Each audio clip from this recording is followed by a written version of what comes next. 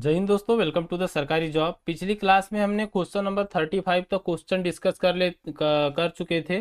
इसमें हम डिस्कस कर रहे हैं एमपी आईटीआई ट्रेनिंग ऑफिसर 2024 में आए हुए जितने भी साइंस के प्रीवाइज ईयर के क्वेश्चन थे उनको। तो अभी 2024 वाले कर रहे हैं, इसके बाद 2022 वाले करेंगे, इसके बाद 2016 वाले करेंगे। सभी को हम वन बाय वन यहाँ पर डिस्कस करेंगे। और बाकी आपके टेक्निकल क्लासेस, जनरल अवेयरनेस आदि की क्लासेस चल ही रही है। तो आज का यह क्वेश्चन आपका फर्स्ट नंबर का रहेगा, 36 नंबर का, 36 नंबर का पहला क्वेश्चन रहेगा। और ध्यान में रखिएगा, पीवाईक्यू आपके लिए मोस्ट इंपॉर्टेंट होते हैं, क्योंकि डेफिनेटली यहाँ से एक न एक क्वेश्चन आपको पूछा जाता ही है। और जितने भी कैंडिडेट चैनल से नए जुड़े हो, चैनल को सब्सक्राइब कर लीजिएगा, बेल आइकन को ऑन कर दीजिएगा। साथ ही साथ सभी लोगों से हम्बल रिक्वेस्ट रहेगी, आप लाइक नहीं करते, वीडियो को लाइक भी जरूर कीजिएगा। यह पीडीएफ आपको टेलीग्राम ग्रुप में मिल जाएगा। टेलीग्राम की लिंक आपको इसी वीडियो के डिस्क्रिप्शन बॉक्स में मिल जाएगी। तो सभी लोग टेलीग्राम ग्रुप ज्वाइन कर लीजिए। एक बार अगर आपने इसको फिर से रिवाइज कर लिया, या जितने भी आपके पीडीएफ रहेंगे, जितने भी आपके एमसीक्यू रहेंगे, अगर फिर से आपने रिवाइज कर लिए, तो डेफिनेटली अगर यहाँ से क्वेश्चन आपको पूछा जाता है तो आपका क्वेश्चन नहीं छूटेगा। और प्रीवाइज ईयर से क्वेश्चन हमेशा रिपीट होते हैं, और डेफिनेटली इस बार भी क्वेश्चन रिपीट होंगे ही। तो चलिए आज के क्वेश्चनों को स्टार्ट करते हैं।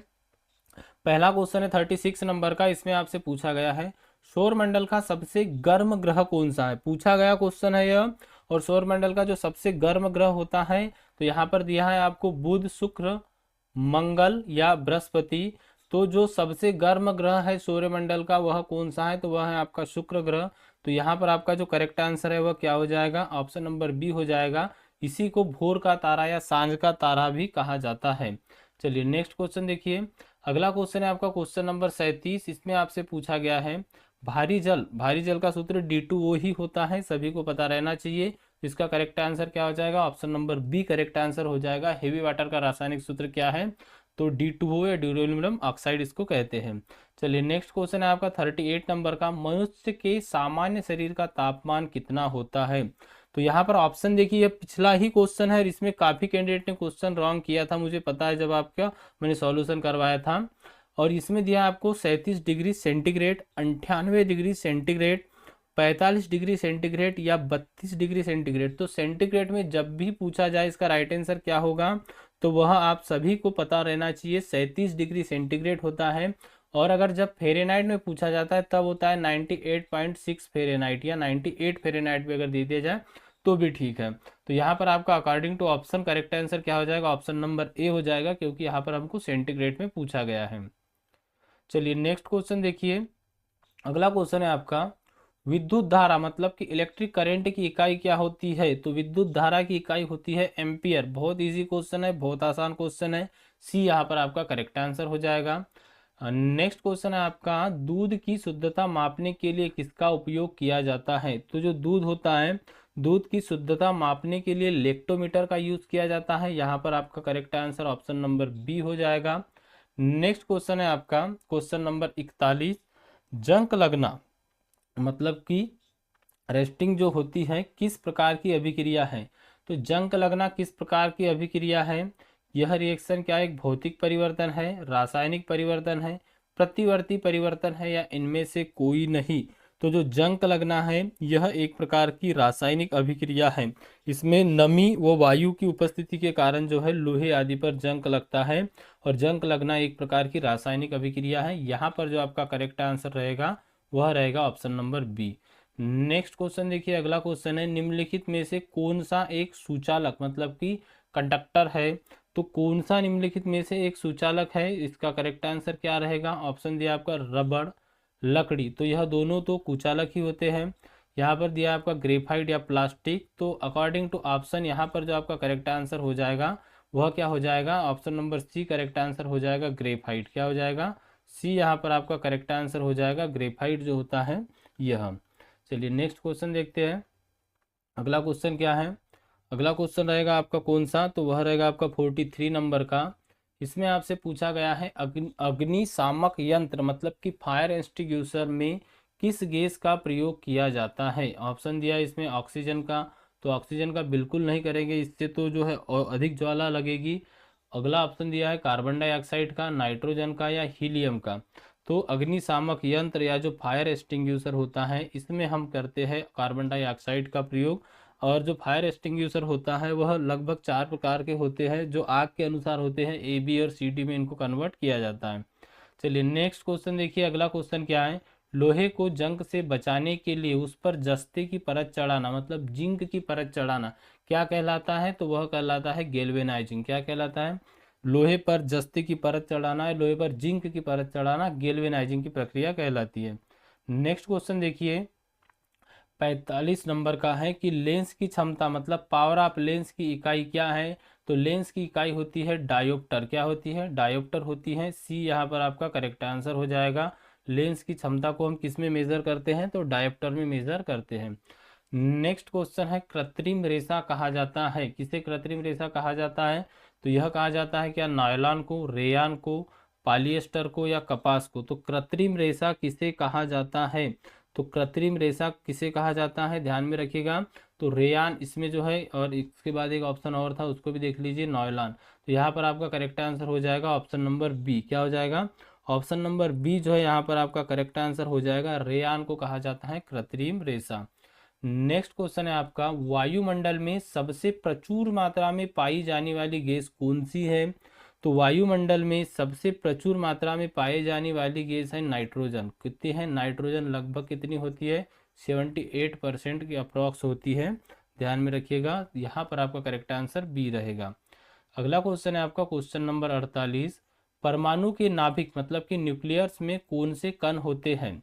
ऑप्शन है आपके केवल इलेक्ट्रॉन, प्रोटॉन और न्यूट्रॉन, इलेक्ट्रॉन और प्रोटॉन, या केवल न्यूट्रॉन। तो जो नाभिक होता है परमाणुओं का, इसमें होते हैं प्रोटॉन और न्यूट्रॉन। तो यहाँ पर आपका करेक्ट आंसर क्या हो जाएगा? ऑप्शन नंबर बी यहाँ पर आपका राइट आंसर हो जाएगा। चलिए अगला क्वेश्चन देखिए, मोस्ट इंपॉर्टेंट क्वेश्चन है, काफी एग्जामों में यह व्यापम द्वारा पूछा गया क्वेश्चन है। कौन सा विटामिन सूर्य की रोशनी से प्राप्त होता है? तो जो विटामिन डी होता है, कौन सा विटामिन जो डी होता है, यह सूर्य की रोशनी से प्राप्त होता है। यहाँ पर आपका करेक्ट आंसर हो जाएगा ऑप्शन नंबर डी। अगला क्वेश्चन देखिए 50 नंबर का क्वेश्चन है, गति के नियमों का प्रतिपादन किसने किया था? तो जो गति के नियम है इनका प्रतिपादन किया था न्यूटन ने। किसने किया था? न्यूटन ने किया था। तो यहाँ पर आपका करेक्ट आंसर क्या रहेगा? ऑप्शन नंबर बी यहाँ पर आपका करेक्ट आंसर हो जाएगा। नेक्स्ट क्वेश्चन है आपका क्वेश्चन नंबर 51, शुष्क बर्फ या ड्राई आइस जो होती है, ड्राई आइस क्या है? तो क्या यह जमी हुई ऑक्सीजन है, ठोस कार्बन डाइऑक्साइड है, 0 डिग्री पर पानी है, या जमी हुई नाइट्रोजन है? तो जो शुष्क बर्फ होती है, ठोस कार्बन डाइऑक्साइड या सॉलिड CO2 को ही हम क्या कहते हैं? शुष्क बर्फ या ड्राई ऑक्साइड कहते हैं।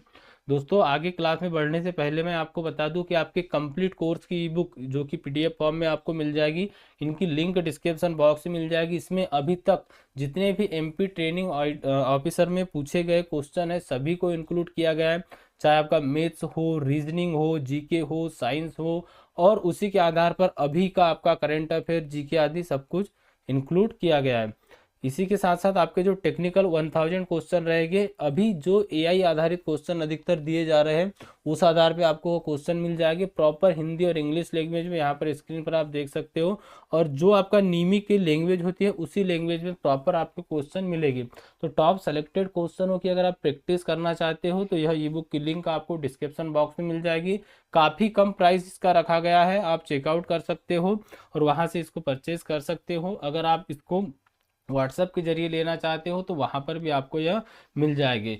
तो अभी आपके पास में जितना भी समय है अधिक से अधिक उन सेलेक्टेड क्वेश्चनों को रिवीजन कीजिएगा जो अधिकतर ट्रेनिंग ऑफिसर या TO के एग्जाम में पूछे जाते हैं। TO का एग्जाम जो होता है या NPCIL, BARC हो गया, DRDO हो गया, इनसे थोड़ा सा हटके होता है। यहाँ पर जो क्वेश्चन होता है DGT के द्वारा डायरेक्ट उठाए गए और AI के आधारित इंक्लूड करके जो क्वेश्चन बनाए जाते हैं उस आधार पर यहाँ पर क्वेश्चन पूछे जाते हैं। इसीलिए जो है अधिकतर देखना ITI वाले कैंडिडेट हो या कोई भी, अधिकतर देखना अदर एग्जाम तो निकाल लेते हैं लेकिन TO के एग्जाम में जो है वह कट ऑफ में रुक जाते हैं। तो उसका रियल कारण यही होता है कि क्वेश्चन का इस बार हर बार यहाँ पर या तो लेवल चेंज कर दिया जाएगा या कुछ ना कुछ चेंज किया जाता है। तो उसी आधार पे आपके कंप्लीट कोर्स की ई बुक है। अगर आपका ट्रेड फिटर, टर्नर, मशीनिस्ट है तो उनके लिए भी है। अगर आपका ट्रेड वेल्डर आदि है या इसी के साथ साथ अगर आपका ट्रेड कूपा या इलेक्ट्रीशियन है तो इतने ट्रेड की ई बुक आपको कंप्लीट कोर्स की मिल जाएगी। अगर आपका अदर कोई ट्रेड है और आप नॉन टेक लेना चाहते हो तो नॉन टेक का भी आपको कंप्लीट मिल जाएगा, उसकी भी लिंक आपको डिस्क्रिप्शन बॉक्स में मिल जाएगी। तो चलिए क्वेश्चनों को आगे बढ़ाते हैं। 52 नंबर का आज का हमारा रहेगा और क्वेश्चन आगे का।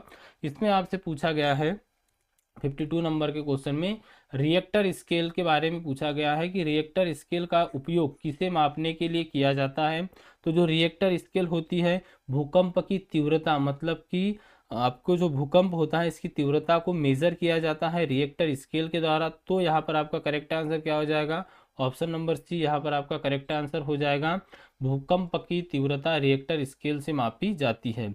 अगला क्वेश्चन देखिए, बिजली के बल्ब का फिलामेंट किस धातु का बना होता है। तो यह बना होता है टंगस्टन का। किस धातु का बना होता है, टंगस्टन का बना होता है। और टंगस्टन की अगर बात की जाए तो यह सबसे जो होता है टंगस्टन का गलनांक सबसे अधिक होता है। कितना होता है, तो लगभग 3410 डिग्री सेंटीग्रेड के आसपास होता है टंगस्टन का गलनांक। और सबसे कम गलनांक की अगर बात की जाए तो वह होता है पारा। क्या होता है, पारा जो होता है इसका गलनांक सबसे कम होता है। कितना होता है, तो 38 डिग्री सेंटीग्रेड के आसपास होता है। कितना होता है, बहुत ही कम होता है इसका, 38 पॉइंट और कुछ है डिग्री सेंटीग्रेड के आसपास होता है पारे का गलनांक। तो क्वेश्चन अगर बनता है कि टंगस्टन का गलनांक कितना होता है, तो 3410 या 3418 भी आपको ऑप्शन में मिल सकता है। और जो पारे का गलनांक होता है वह सबसे कम होता है 38 डिग्री सेंटीग्रेड के आसपास। पहला ही क्वेश्चन था आपका इस जो साइंस वाले हम सीरीज को देख रहे थे वहां पर पिछली क्लास में आपने देखा होगा कि सबसे सर्वाधिक गलनांक किसका होता है, तो वह होता है टंगस्टन का। चलिए अगला क्वेश्चन देखिएगा। नेक्स्ट क्वेश्चन है आपका, एनीमिया रोग किसकी कमी के कारण होता है। ऑप्शन है आपके आयोडीन के, कैल्शियम के, आयरन के या विटामिन के। तो एनीमिया जो रोग होता है यह किसकी कमी के कारण होता है, वह होता है आपका आयरन की, मतलब कि लोहे की। तो यहाँ पर आपका करेक्ट आंसर क्या आ जाएगा, option number C correct answer आ जाएगा। चलिए नेक्स्ट क्वेश्चन देखिए। अगला क्वेश्चन है आपका, सौर ऊर्जा को विद्युत ऊर्जा में बदलने वाले उपकरण को क्या कहते हैं। जो सोलर एनर्जी होती है इसको इलेक्ट्रिक एनर्जी में कन्वर्ट करने वाले उपकरण को क्या कहते हैं, तो उसको कहते हैं सोलर सेल। क्या कहते हैं, सोलर सेल कहते हैं। बी यहाँ पर आपका करेक्ट आंसर हो जाएगा।